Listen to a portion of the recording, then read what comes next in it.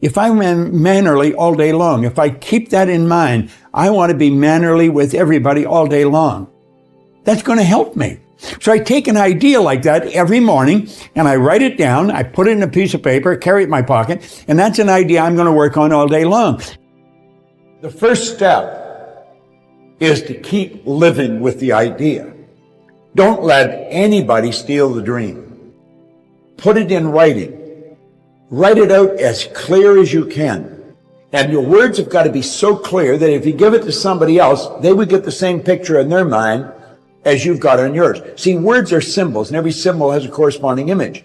So we want to put it in words that would trigger the same picture in somebody else's mind. That's crystallizing the goal. And then write it out often. Live with it often. And you will set up an attractive force because the image is setting up the vibration.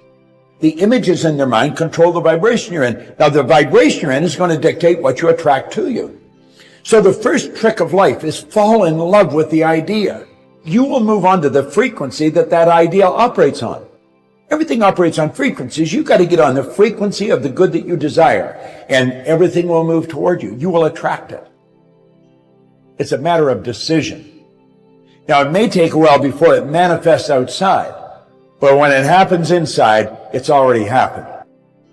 You don't have to know how you're going to reach it. That I know where I'm going, and I know I'm going to get there. I don't know how I'm going to get there. See, the how is what stops most people. Most people get stopped with the start. They never get started because they can't figure out how.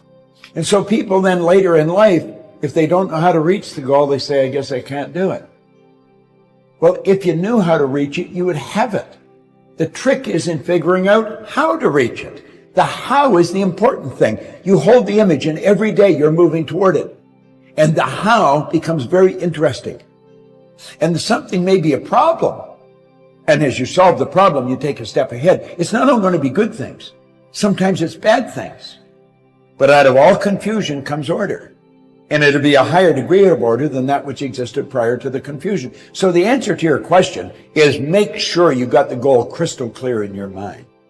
You've got to have a dream. You've got to be working towards something.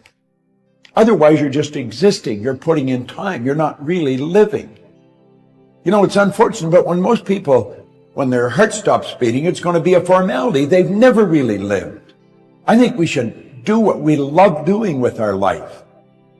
The two most important days in your life are the day you're born and the day you discover why you were born. People are born rich. They're born with deep reservoirs of talent and ability. Our problem is we're not made aware of it. Riches to me is develop the talent and the power that we've got within us. We're God's highest form of creation. We're born with rich resources inside, and it's our responsibility to bring them out. Many years ago, the graduating class of a large university was given an examination in English vocabulary. The test scores were graded into groups of 5% each, the top 5%, and so on down to the bottom. At regular intervals during the next 20 years, questionnaires were sent to the surviving graduates, asking them their occupations, incomes, and so on. Without exception, those who scored highest on the vocabulary test were in the top income group, while those who scored lowest were in the lowest income group. A few years ago, Reader's Digest published an article by Blake Clark entitled, "Words Can Work Wonders for You." In it he wrote, tests of more than 350,000 persons from all walks of life show that, more often than any other measurable characteristic, knowledge of the exact meaning of a large number of words accompanies outstanding success. He also mentioned the work done in this field by scientist Johnson O'Connor and gave O'Connor's best illustration of the importance of vocabulary. Tests were given to executive and supervisory personnel in 39 large manufacturing plants. The results showed that every one of the people tested rated high in the basic aptitudes that go with leadership. Differences in their vocabulary ratings, however, were definite and dramatic.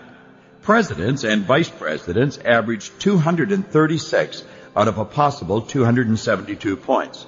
Managers averaged 168, superintendents 140, foremen 114, floor bosses 86. In virtually every case, vocabulary correlated with executive level and income. Children with the best vocabularies get the best grades in school. A salesman in his 50s who was in the bottom 5% of vocabulary worked himself into the top 45% and is now vice president of his firm. An encouraging fact to keep in mind, Clark went on to say, is that when we master one word, we find that we have added several words. It's as if the new one is a nucleus of thought around which whirls numerous related ideas that we now come to understand.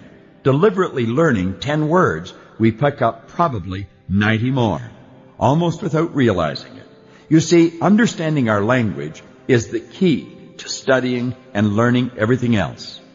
Literally millions of people are being held back in life simply because they've never taken the time to learn their own language.